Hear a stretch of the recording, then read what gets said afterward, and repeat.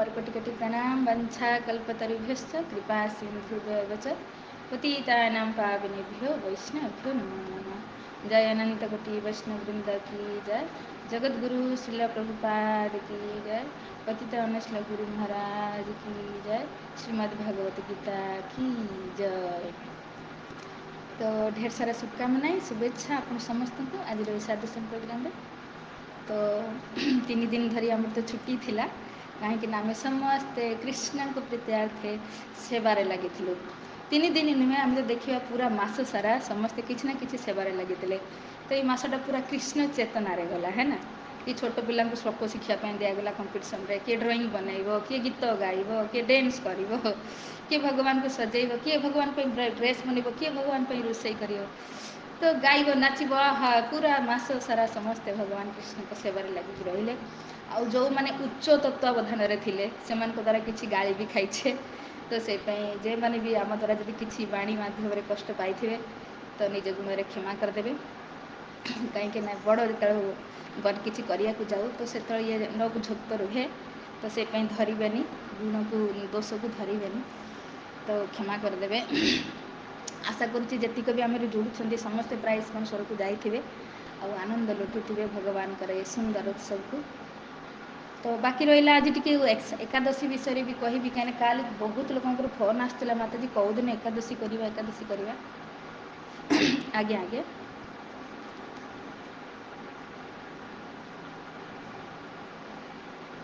अच्छा अच्छा जो मैंने अनम्यूट हो जहाँकर गलती जापार थे प्लीज म्यूट हो जातु।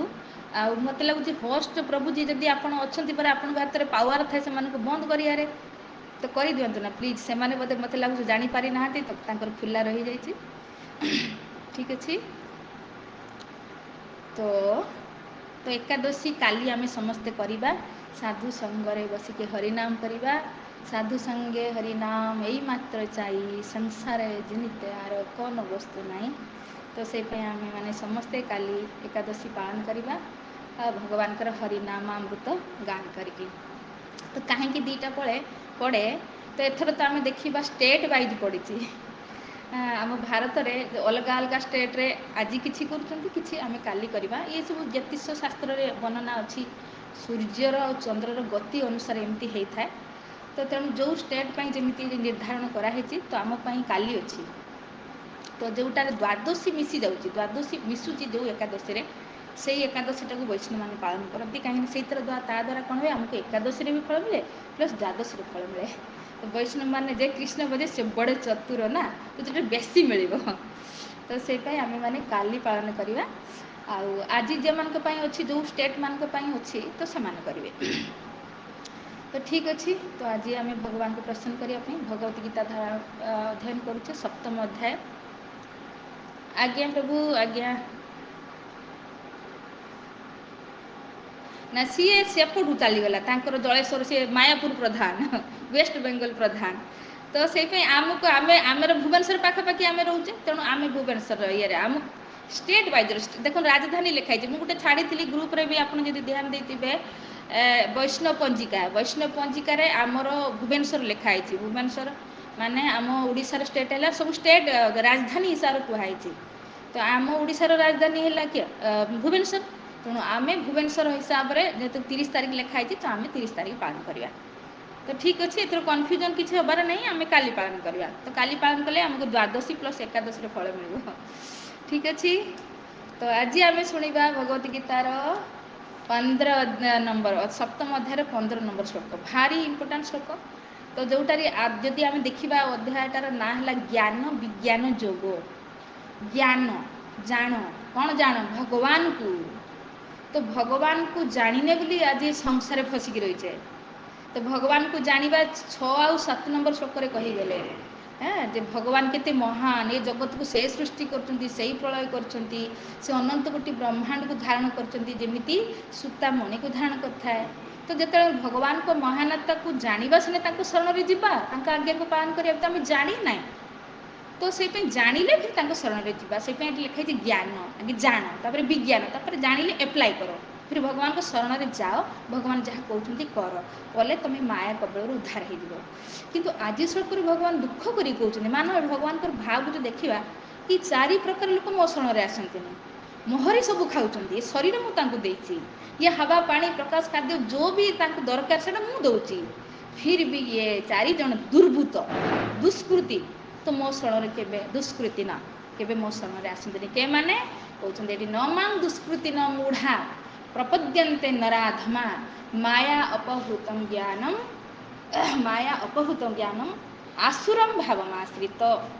हाँ एमाने हेले चारि प्रकार जो माने मो शरण आसते ना तो कौ माने सबसे प्रथम कहले मूढ़ा चारि कैटेगरी लोक मूढ़ा फिर नराधमा फिर माया अपहृत ज्ञान माने जार ज्ञान माया अपहरण कर नहीं आसुर स्वभाव संपन्न तो ये चारि प्रकार लोक मो शरण आसते ना। प्रथमे बुझा मूढ़ा मूढ़ा माने मूर्ख मूर्ख कड़ी गध सहित तुलना कराई गध दिन भर परिश्रम करे हाँ पुणी तार गधी लात भी खाए मालिक ठू माड़ भी खाए जोटा कि सी खाइब दीटा घास सी तो चारिआडे माने घासर अभाव ही नहीं फिर भी से घास टिके मालिकर माड़ भी खाए ता गधी पाखर लात भी खाए फिर भी से किसी बुझे ना। तो आम देखा मनुष्य कैटेगरी किसी अच्छा मूर्ख 99% अच्छा तो ये मूर्ख श्रेणी बास एमती प्रहलाद महाराज भागवत में कहते कौन कुटुंब पोषाय विहाय जाय। हाँ तो कुटुंब पोषाय माने निज कुटुंब को पोषण करिबारे आयुटा को नष्ट कर। हाँ जे एते सुंदर मनुष्य जीवन मिली आ दुर्लभ मनुष्य जीवन देही नाम क्षणभंगुर ये मनुष्य जीवन भी क्षणभंगुर केतेबेले भी नष्ट हो फिर भी आम से संसार रे एमती फसीचे बास मो पिला छुआ घर संसार मुझे मस्त मस्त मु खुश बास मत संसार किसी आवश्यकता ही नहीं। तो मैंने कालर प्रभाव को केवि बुझापी चेष्टा करते जे मोर आयु सरी जाऊँगी एमाने कहीं मो पिठी पड़े मो सहित कहीं नरक को जीवेनि पुनर्जन्म ने भी कहीं मो सहित जीवेनि ये धन पछरे जो पड़ी दिन भर राति परिश्रम कर ये धन भी मो पछरे जीव ना। तो फिर भी एमाने बुझती ना बस मनुष्य जीवन मिली खाओ पिओ ऐश कर यही धारणा पूरा जीवन व्यतीत कर दिखते ये मूढ़ मूढ़ श्रेणी मैंने के भगवान को शरण आसती कहती कौन कृष्ण कृष्ण कले कौन कृष्ण खाइबा देदेव आसिक आम जो कल आम जो कहे अरे हरिनाम कर समय नष्ट हो हरिनाम कर तो कौन कहे कृष्ण हरिनाम कले कौन कृष्ण खाई तो देदेव ना परिश्रम बिना परिश्रम तो बुझे परिश्रम करने शक्ति भी किए दौचु आ तू जे खाऊ तो खाइया भितर हजम किए करुँची पारालीसिस हो गोटे क्षण भी आग को तुम आग को जापर जब पारालीसिस से हाथ गोड़ कम करें तो आम यहाँ बुझीपारूना तो आम भावुँ मु परिश्रम करुँ मुई हटुचु भगवान कर किसी हाथ ए ना तो हेले से मूढ़ कैटेगरी लोक ठीक अच्छे। तापर कहले नराधमा नर मान भितर अधम एम रखाई प्रभुपाद बुझे के माने जो मैंने ये श्रेणी माने नेता हाँ समाज सेवा मानव सेवा दुखी रंग सेवा यही धारणा जो मैंने सेवा तो करती किंतु यही कैटेगरी लोक मान सेवा करते भगवान को सेवा को इम्पोर्टाट दिखते से यही धारणा एम भी यही कथा कहती जे ये पत्थर मूर्ति आगे तुम जो एत भोग लगुच से कौन खाऊँ अरे दुखी रक्षी को खाया देले लाभ अच्छे आपण मैंने भी ये डायलॉग शुणी थे दुखी रक्षी खाया लाभ अच्छे एत भोग बन दबार लाभ कौन से मूर्तिटा खाऊँ ना हाँ पत्थर मूर्ति कौन खाऊँ ना तो से भगवान पत्थर ही लगती कहीं से सतरे भगवान से पत्थर ही जाती कथा के शुणती भी नहीं से लोक भगवान नृसिंहदेव केमती खंबारू तो बाहर ना से पत्थर तो बाहर की देखले ना श्रद्धा जदि अच्छी पत्थर ही मुझे भगवान आज तीन जगार अच्छा विग्रह प्लस नाम रे आउ शास्त्र रे तो ये जो यही नराधम नर मान मनुष्य अधम जे मैंने एमानकर तीनिटा पर भरोसा नहीं शास्त्र उपरे ना नाम उपरे ना विग्रह उपरे भगवान तो ना तो निज बाहुबल प्रति से माने ये धारणा करती बस ये हेले माने दुखी रंगर सेवा करेंगे गरीब मानकर सेवा करेंगे मानवर सेवा करेंगे समाजर सेवा करेंगे किंतु भगवान सेवा करेंगे एम कहूँ नर मानकर अधम जे मैंने नेता श्रेणी लोक प्रभुपाद परपटर बुझे आप पढ़ी ने तो ये लोक मैंने भगवान को सेवा करते कि भगवान को सेवा कले जस्मिन तुष्टि जस्मिन तुष्टे जगत तुष्टि भगवान को तुष्ट करदेले सारा जगत तुष्ट हो कहीं तांकरी इच्छा तो वर्षा हो सब किसी टाइम सब हम फिर शस्य श्यामला हाँ जगतर किसी अभाव रही फिर दुखी प्रश्न ही नहीं किंतु आम भगवान को बाधिक भावुचे आम बाहुल्य सब किसी करदे तो से भगवान कहते एमाने केबे मो शरण में आसती नहीं तो तापर रहिले के माने साइंस वैज्ञानिक जो मैंने उच्च शिक्षाविद बुझिपारे उच्च शिक्षाविद जो मैंने बहुत उच्च जो मैंने तुम टे बासा गप मत तो जे मैंने कौन करती वैज्ञानिक माने निज बुद्धि पर बहुत भरोसा थाए आज भी देखिए जो मैंने साइंस पाठ पढ़ती से मैंने साइंस को सर्वश्रेष्ठ कहते भगवान को मानते कहीं से जो एत बुद्धि थाए ना पाखे से बहुत बड़ बड़ किसी उद्भावन कर है ना तो से भावुं साइंस तो सब किसी करुचे भगवान हाथ भगवान हाथ कौन हाथ आम बुझा जन पिला सहित मोर एमती भेट होता साइंस छुआ साइंस पाठ पढ़ुला ମୁଁ କହିଲି ଯଦି ଦେଖନ୍ତୁ ଗୋଟେ ମା ଗର୍ଭରୁ ଗୋଟେ ପିଲା ଦେଖନ୍ତୁ 9 ମାସ ପରେ ସେ ବାହାରକୁ ଆସୁଛି ତା ଭିତରେ କିଏ ବନଉଛି ବାପା ମା ତ ବନଉନାହାନ୍ତି ଏତେ ସୁନ୍ଦର ଆଖି କାନ ନାକ ଗୋଟେ ସୁନ୍ଦର ଶରୀର ହେଇକି ଗୋଟେ ପିଲା ବାହାରକୁ ଆସୁଛୁ ସେ ମଣିଷ ପାଖରୁ ମଣିଷ ଛୁଆ କୁକୁର ପାଖରୁ ବିଲେଇ ପାଖରୁ ସେଇ ଯେଉଁ ପିଲା ଗୋଟେ ବାହାରିକି ଆସୁଛୁ ତାକୁ କିଏ କରୁଛି କହିଲା XYର ମିଶ୍ରଣରେ ପିଲା ହେଉଛି ଏଥିରେ ଭଗବାନଙ୍କର କିଛି ହାତ ନାହିଁ तो सी साइंस पाठ पढ़ी बाबा XY मुझे जाने नहीं तार कहला आम भी 9 10 पढ़ी से मो पेट भेजाल तो किसी पशु ना तो सी तार मत एमती बुझेला मुझे कहली अच्छा कहले जदि स्त्री पुरुष आकर्षण पुरुषर जब मिलन न हुए तो भगवान ताकती नहीं कि छुआ दे पार केते गुड़े कथा कहला सत कथा जब गोटे स्त्री पुरुष मिलन न हो तो संतान तो प्रश्न ही नहीं तो मुझे कहली अच्छा जे मान स्त्री पुरुष मिलन हो तो फिर भी संतान होना केते चप्पल घुसी हो पूरा हस्पिटाल दौड़ दौड़ कहीं छुआ हो जदि स्त्री पुरुष मिलन छुआ हाँ तो सब स्त्री पुरुष हाँ कहीं होनी अच्छा द्वितीय कहला जदि आकर्षण स्त्री पुरुष आकर्षण न हो कौन सी माने कहते जे संभव ही नुह कहीं ये प्रकृतिर गोटे कहते प्रभाव तो जिते बयस हो जाऊे गोटे पुरुष आ गोटे स्त्री आकर्षण स्वभाव कहीं ये गुणर प्रभाव तुम देखुने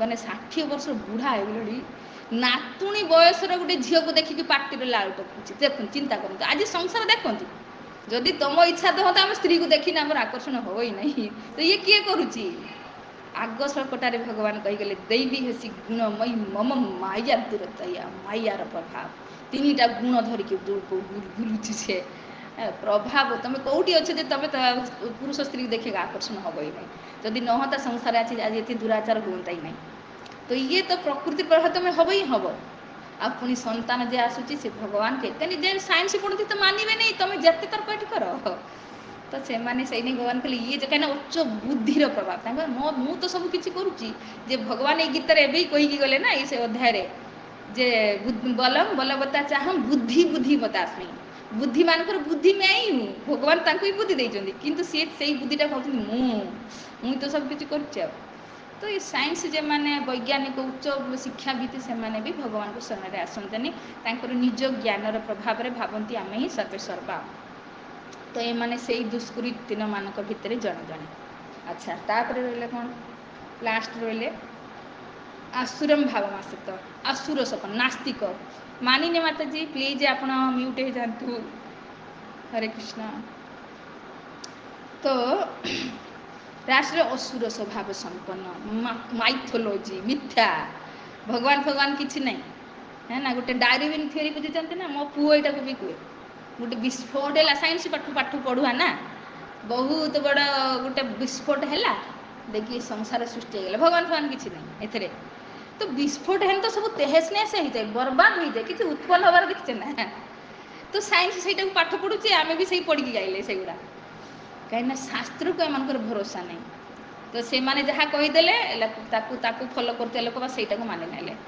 तो ये जो 4 कैटेगरी लोक मैंने भगवान को शरण में केवे भी आसती नहीं ये भगवान बहुत दुख करी कहते शरण में आसती नहीं किंतु माया ताको छाड़े भी नहीं हाँ मुझे गोटे वैज्ञानिक हो गली मु बुढ़ारू मुक्त मत कहीं बुढ़ा करें मुझे सब जवान रही मुझे मरबी ना एमती कहीं तो किए करुचे यहाँ से भगवान कहले मम माया दूरतया ଇଏ ମୋ ଶରଣରେ ତ ଆସିବନି, କିନ୍ତୁ ମାୟା ଶରଣରେ ରହିବ। ମାୟା ତାକୁ ଜନ୍ମ ଜନ୍ମାନ୍ତର ଏଠି ଲାତ ମାରିବ, ଦଣ୍ଡା ମାରିବ। ସେ ପାଇଁ ପ୍ରସ୍ତୁତ ହେଇଯିବ, ଫିର ବି ମୋ ଶରଣରେ ଆସିବନି। ଶରଣରେ ଯିବା ମାନେ କ'ଣ? ଭଗବାନଙ୍କର ଆଜ୍ଞାକୁ ପାଳନ କରିବା। ଆଉ ଭଗବାନଙ୍କର ଆଜ୍ଞାକୁ ଯେତେବେଳେ ପାଳନ କରିବା, ଫିର ସଂସାରୀ ମାୟା କେବଳରୁ ଉଦ୍ଧାର ହେଇଯିବା। ଆଉ ଭଗବାନଙ୍କର ଆଜ୍ଞା ହେଲା ଭଗବତ ଗୀତା।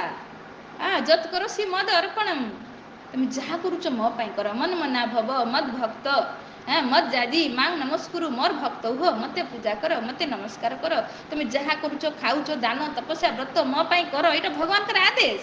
କିନ୍ତୁ ଏଇଟା ଆମେ କରିବାନି, ତାହେଲେ ଆମେ ସେଇ ଚାରି ଦୁର୍ବୃତ୍ତ ମାନଙ୍କ ଭିତରେ ଜଣେ ଜଣେ। ତ କିନ୍ତୁ ଯଦି ଆମେ କରିବା ମାନେ ଆମେ ଶରଣରେ ଗଲେ ପ୍ରଭୁ, ଆମେ କେତେବେଳେ କରିବା ଆମେ ବି କିଛି ମୁଡ଼ ଅଛି ଜାଣିନେ କରୁନେ, ଯେତେବେଳେ ସାଧୁ ସଙ୍ଗରେ ଯିବା। ସେନି ପ୍ରଥମେ ଏଇ ଅଧ୍ୟାୟଟାର ମାନିନୀ ମାତାଜୀ ପ୍ଲିଜ୍ ଆପଣ ମ୍ୟୁଟ୍ ହେଇଯାଆନ୍ତୁ। କିଏ ଅଛନ୍ତି ଆପଣ ଏଇ ସେବାରେ, ପ୍ଲିଜ୍ କରୁନାହାନ୍ତି କାହିଁକି?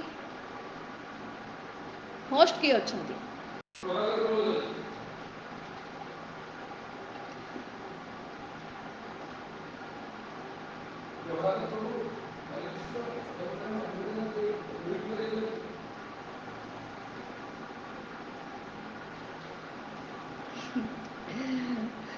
ହଉ ଠିକ୍ ଅଛି।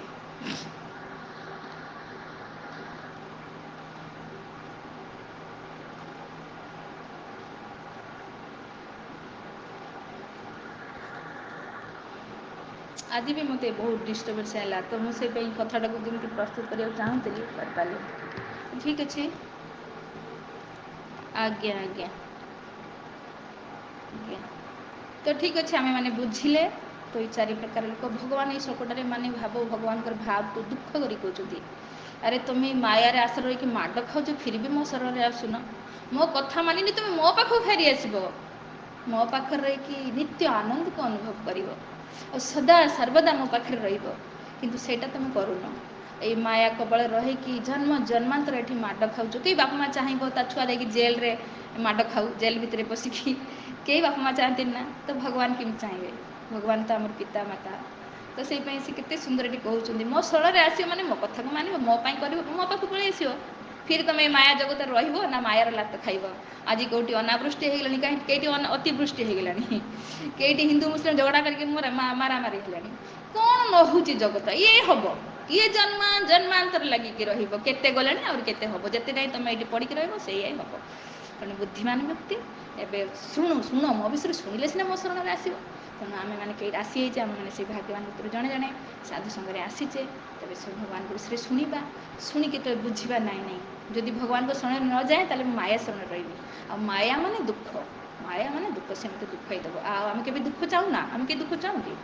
ତେଣୁ ଯଦି ଦୁଃଖ ନ ଚାହୁଁ, ତାହେଲେ ଭଗବାନଙ୍କ ଶରଣରେ ଯିବା, ଭଗବାନଙ୍କ ଆଜ୍ଞାକୁ ପାଳନ କରିବା, ଆଉ ମାୟା କବଳରୁ ମୁକ୍ତ ହୋଇକି ଭଗବତ ଧାମକୁ ଫେରିକି ଯିବା। ତ ଏଇଟା ଆମ ସମସ୍ତଙ୍କର ଇଚ୍ଛା। ସେଇପାଇଁ ଆମେ ଏଇ ସାଧୁସଙ୍ଗ ପ୍ରୋଗ୍ରାମ୍ ରଖିଛେ।